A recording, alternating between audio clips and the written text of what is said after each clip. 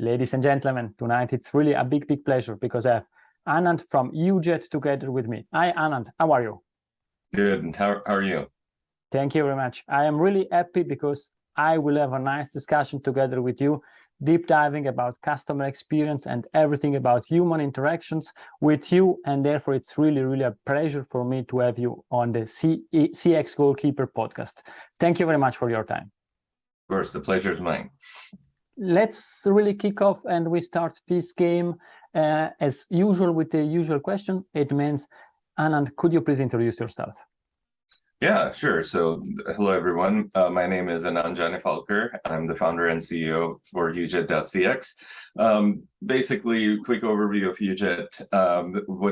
Before UJET, my background is from the consumer world with experience in mobile handsets, smartphones, operating systems, and wireless cloud, which means the advent of 3G, 4G, and the trajectory of that, which makes data ubiquitous and great bandwidth for consumers. So how did that transition to customer experience happen? Well, what I figured out is the only time two humans don't communicate visually and contextually since the advent of the smartphones is on a support conversation. Whether it's voice chat, SMS, does not really matter. It is very incongruent with what our interaction mechanisms are with our friends and family, where we tend to share photos, videos, screenshots, location APIs, so on and so forth, while having a interaction or a conversation. That just simply does not happen with customer experience or customer support whenever a company or a company's representative is interacting with its current or potential customers. And that was something that felt needed to change. And that was the start of UJET, and that was 7 years ago. Oh, thank you very much. I think this is a great introduction, and you are already explaining what UJET is doing. Before deep diving in this outstanding product, perhaps one question to learn a bit more about you. Which values drive you in life? So as you could tell from the very beginning, it was user experience that was a motivation.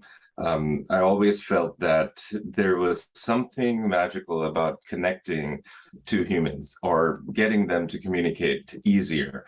That drove my journey through my professional upbringing, not just education and research, but also through the products and brands that worked at Nokia Research Center, Motorola Mobility, Jawbone. All of those are kind of stepping stones towards my professional upbringing, that communication becomes easier and effortless.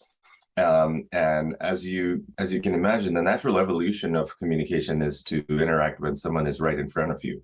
You use your hand gestures, you use your body language, you kind of change the way you speak, or your annotations with your eyes, and so on and so forth. Those are very important as very soft impulses, stimuli for people to have an effective communication. So that has been continually the motivation and journey. And to make that effortless with technology disappearing in the background.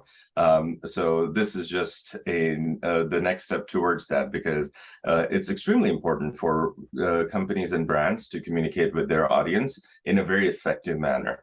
And more importantly, with what they expect today in their normal day-to-day digital interactions. If you really think about it, the company's representatives or the customer support professionals, the technical support, the tier 1, tier 2, tier 3, all of these are young professionals that are just basically living their lives using the smartphone as their portal to the information universe. When they get into a support conversation, they almost have to bring their senses down and communicate in a unidimensional perspective. So it was very important to ensure that what the motivation and journey has been for me gets extrapolated to this important interaction between companies and their target audience. Thank you very much. And I think this is the best possible introduction also to the main discussion that we will have today. It's really about human interactions and how should contact center evolve in future or now, because now it's time to change. And therefore, really kicking off the discussion about UJET.cx. Why did you decide to start UJET? Right. So, like I was alluding to before, there was something very, very distinctly different with how you see people communicate visually and contextually in their everyday lives with friends and family, and how the two humans communicate on a support conversation. Also, I alluded to these young professionals that are the brand ambassadors for companies that are communicating with their target audience. They are also very, very digitally acquainted, and they almost have to change their interaction model, almost park their sensory abilities in a sense, and then communicate on a voice call or a chat call. It's because the underlying tooling has been very antiquated.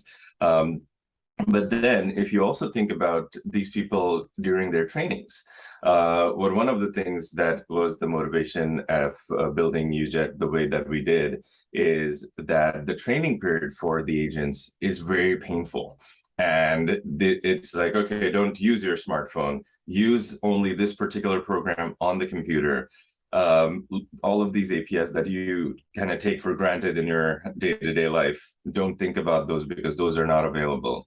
AI is kind of almost just a catchphrase and not really implemented in these solutions. So I wanted to completely transform that.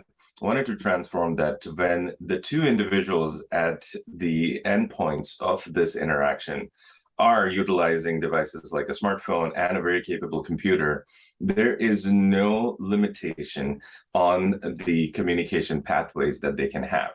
They could do voice, chat, and anything, screenshots, error codes, battery level information transfer, all that together in the same medium. However, the pipe that's connecting those two was extremely obsolete. So wanted to build an end-to-end platform as opposed to just a stopgap feature. And that's what we did. And the motivation was that to completely replace what the smart connection is between these two smart devices or smart computers. And we feel that we have been able to do that because when we see our clients utilize the UJET platform with their target customers, the customer satisfaction scores are shooting up at least 30%. And the interaction time is getting reduced by over 40 to 50%. I've never met any individual that says like, oh no, I hate that my resolution was done in half the time. People want things faster, right? We never go for, okay, let me find out what the slower car is and I'll go for that. We never say like, okay, will this appointment take at least an hour? Then I'm in, not 15 minutes. So just naturally, we are in a little bit of a rush because we want to make time for things that are important, friends and family, as well as other passions that we have. So making sure that the first touch resolution happens in a very short time was also a motivation to design the UJET platform the way we did. Thank you very much. And I had also the pleasure already to speak with your team. And I really was positively surprised by the way that you are explaining that and your team is explaining that, because the reality is we are using a smartphone and we are, for us it's common to have a video chat, to write in WhatsApp, and then to switch here and there and send information. And then you go into the contact center and everything is split. You need to do voice on this tool, you need to chat on that tool, and you don't get the information all together. And therefore I was really, it was an outstanding presentation saying, oh, that's the reality. And it's explained in a very simple way. If we could give to the contact center agents smartphones doing everything what they are doing, they would be empowered really to create smart connection together with their customer. And I think, and you brought up another good point, is where for the agents and customer support representatives, the wellness administrators, as well as the financial assessors and appraisers, for them, the reason they have these different tools is because it is not all coming back together in their case management system or their customer record management system. So one of the things that we do is that as an agent, you don't have to go ahead after the call or chat or SMS is done and say like, oh, I asked this person to send a photo over email because I wanted to get their invoice verification and they needed to send that picture. And then after call work or after session work requires them to merge that ticket with their phone ticket, with their SMS ticket. So that is why sometimes when you call back, they're like, okay, we can't find your interaction before, because this is a manual process. And think about how many of these conversations the agents are having. They don't really have time to accurately do something that they have done, because there's different calls that are coming in, different chats are coming in, and their supervisors pounding on their door saying like, hey, you need to get through these 20 to 30 calls a day, 15 calls after work periods, and then have dispositions attached to them. So making all of that process, not just in the live interaction, but the follow-up to that live interaction, so that the back office flow is seamless, was extremely important to us. And that is one of the things that we see is very, very impactful for an organization, so that not just the customer's taken care of in real time, but the actual follow-up actions do not require them to like go through 10 different windows and figuring out how does this get to resolution. Thank you very much. And I think you summarized also what you are saying in a very smart way. I read, because I don't want to make mistakes, human interaction has evolved, so should your contact center. Could you quickly elaborate on that? I know you explained a lot, but I think this is really the key of this discussion. Yeah. A simple example is like, let's say you and I become friends, and we are, one of our shared passions is either sports or drones, right? And so I buy a new drone, which is in limited supply, and then I'm excited to share that with you. So I might call you. You were busy doing a podcast, so you don't answer my call. So I'll follow up with a text with a possible video of the first flight of the drone. That is how human interaction is today between friends and family. Imagine if this was a conversation with a customer experience team. You would contact them that, hey, I bought this drone, but I'm unable to connect it over Bluetooth. I'm unable to connect it with my smartphone. There are issues syncing it, or the camera feed is not coming through because I'm not able to even connect the Wi-Fi. These things, you won't be able to call them and then attach a video or attach a error code to that, which you can do in everyday normal human interaction. So bridging that gap, making it just second nature to communicate with the company or the company's brand ambassador or the company's representative in the same manner that you would normally connect, is what we enable. Thank you. And I think this example make it really simple to understand, and let's say effortless. And next to being creating this easy service, this good service for customer, we are often speaking about being proactive. And this is will be also in future a game changer. Could you please elaborate a bit on that? Yeah, so proactiveness is very important, because a lot of times, if you think about it, we are as companies, right, or any brand, we are pushing product, or we're making products enticing that customers don't really completely understand how they can utilize to make their lives better. So when you're getting into that mechanism, you really need to be proactive in not just pushing to sell the product, but making that product use effective for once the sale is done. And that is similar in customer experience as well. So being proactive, understanding the simple triggers, like if you are spending time on my webpage where I'm elaborating the different things that you could do with the product, and you're coming back and clicking on a couple of things on you need help, or you're looking at the user guide, that is a trigger enough to proactively pop up a chat window and say like, hey, do you need help on this particular thing? And it doesn't have to be done only when you need to make a sale, right? Because what the reality is if you are able to effectively get your customer to use your product, it creates brand loyalty. If you're effectively able to solve their problems and have a successful customer support call, you have very likely repeat business for them, and they're worth 10x usually, or at least 8x usually, of what do you spend to acquire a new customer. Not saying you shouldn't do that, but you should do both, because what happens if you're only targeting new customers is that your churn kind of really depletes all of the metrics that you're going for by new customer acquisition. So where I'm going with this is that the proactiveness of just seeing these simple triggers and then enabling AI to ask if, hey, I've seen you visit this website, I've seen you click on this, looks like after 2 or 3 days you're still going through the same support self-serve, and here is a connection with a a financial advisor, if you'd like. Here's a connection with a technical expert if you're having Wi-Fi issues. What that does is it shows that you care for your customer beyond the sale. And that is a very effective way to create brand loyalty. Furthermore, if you take this into the back office operations, how agents, administrators, and all those communicate, taking that AI aspect of it, just having a automatic machine learning based review of these are the customer satisfaction scores, these are the different call times and chat times and wait times. These are the trends that we see during, let's say, peak hour during lunch hour, or right after 5 o'clock when people are probably calling in while they're driving home. These are the things that can be used as inputs towards making them better. So utilizing proactiveness and AI, not just at the front end of the equation, but also at the back end, is something that we're strong believers in.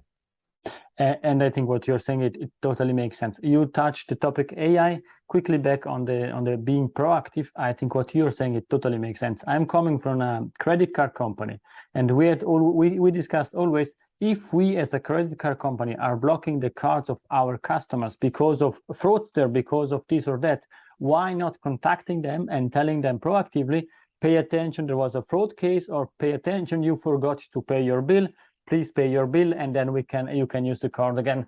And I think this is really game changer, because then people feel cared about, because I am proactively contacting them. Yeah. Now you're touching the topic AI, and I think this is one key topic, but I know that you are also an expert about cloud computing. And a lot of people think about that cloud, it's a new technology or a new buzzword that we should use, but we all agree, or at least we agree, that it's a business model transformation. And can you please expand a bit more on this concept, thinking about a CX executive? Yeah. So cloud to me is something that is very native to my professional journey, with all the transitions from going from, let's say, push button phones all the way to smartphones and tablets and Bluetooth speakers and IoT devices, right? So we live in an age in the world today where information is readily available. And it is available anywhere, because the connection points between what your gateway to the information highway, the smartphone, or even if it's not a smartphone, even if it's a feature phone, it does still have that capability. Most of your tablets, most of your computers that you're likely carrying around has that capability. So there is no emphasis really on, okay, this is the work you did, and then save a copy on it on your local machine, and then make sure that you are uploading something somewhere else, so that you have access to it if, let's say, you're on the move and you're trying to access it while sitting in the chair of a underground metro. We don't have those conversations because that's automatic to us. Fast forward, what happens after you get off that metro and go into your office?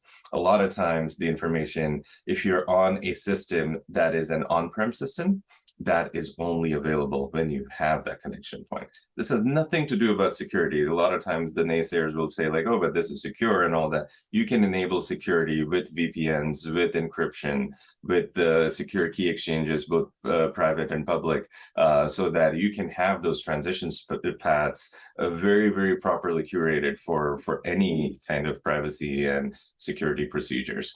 But continuing on that example that you're going, and you can only access that information while you're at this particular building, what that does, it breaks the entire way that people want to work today, right? Even before the pandemic, working from different sites, we're in a global economy.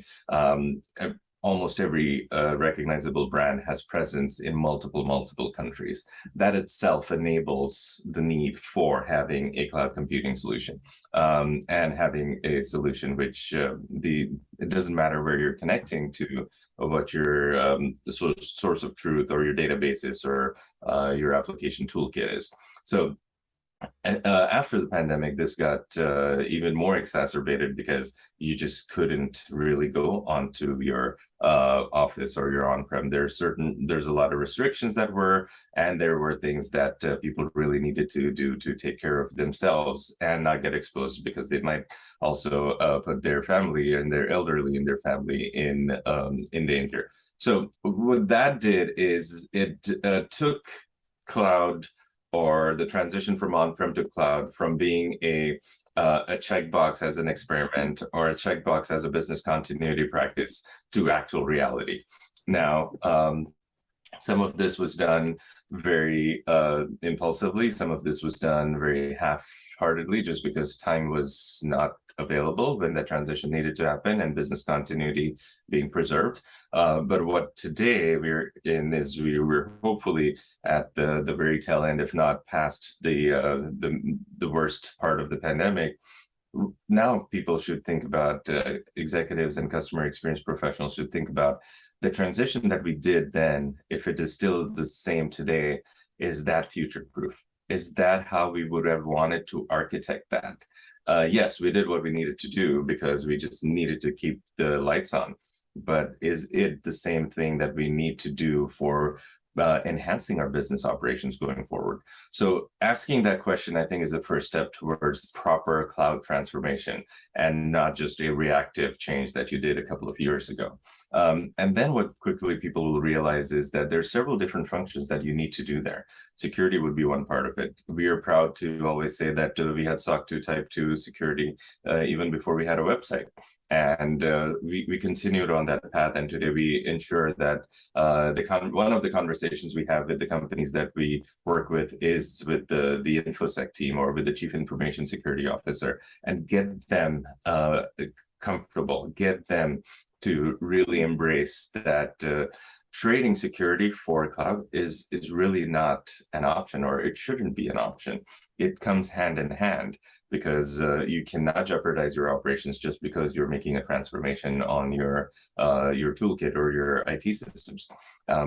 Where I'm going with that is that first step is extremely important, and you'd really need to identify yourself or someone in your team that you trust as the champion for that cloud transformation. And furthermore, taking that so that you could enable those conversations, those interactions with your customer set. Thank you very much. I would have now 200 questions that I would ask, but be taking care of the time. The last question that I have also on this topic. Basically, I have a CEO shaping the future of the contact center here with me, and therefore I would like to ask this question. What do you foresee in the future of customer experience, for example, in 10 years from now? 10 years is a long time, but hopefully in the next 3 to 4 years, we will be at a point where we get customer support not as customer support, because customer support sometimes is just considered as a checkbox or as a necessary evil. I think customer support will become customer experience, which will be a part of the multi-experience world that we are hopefully about to enter. You are using connection points to access your service, right? We no longer feel that the channels are as important as they were 10, 15 years ago. Channels were channels because they were device limitations, right? Your landline could only do voice. Your pager could only do text. Your website on your computer could do chat, but it couldn't do chat on your mobile website. All of those limitations are gone. So channels are really, really obsolete now. What we believe in is, what is the multi-experience? What are the connection points? So the connection points are largely the app that you utilize with your smartphone or your computer, right? You're trying to interact with a brand or service through a website. You're trying to interact with a brand or service through their app, or you simply, since you're from a credit card company, you're just looking at the back of your credit card and calling that number. But just because you are calling that number that's printed on the back of your credit card or the box of a product that you bought does not mean it should be limited to that channel. What that can do, one of the things that we strongly believe in, is SMS as an enabler for multi-experience. So that phone number that you are we've seen that 98.5% of the time when people are calling in, even in that mechanism, they're calling in from a SMS capable device, if not 100% of the time. But they're calling in from that SMS capable device. Doesn't even have to be smartphones. It is a camera enabled device, even if it's a feature phone that has SMS. So enable that multi-experience. When you see that someone's selecting an option that, hey, I'm reaching out because I'm having an issue with my product or service, you immediately know that you can effectively solve that with visual and contextual information, as opposed to just a unidimensional analog voice vector. So enabling that is the first step. And hopefully in 3-4 years, this becomes just very matter of fact. It's like, yeah, Greg communicated with this particular brand. They already knew that he had spent time on their website, so they didn't offer him a have you tried our self-serve while you wait for it?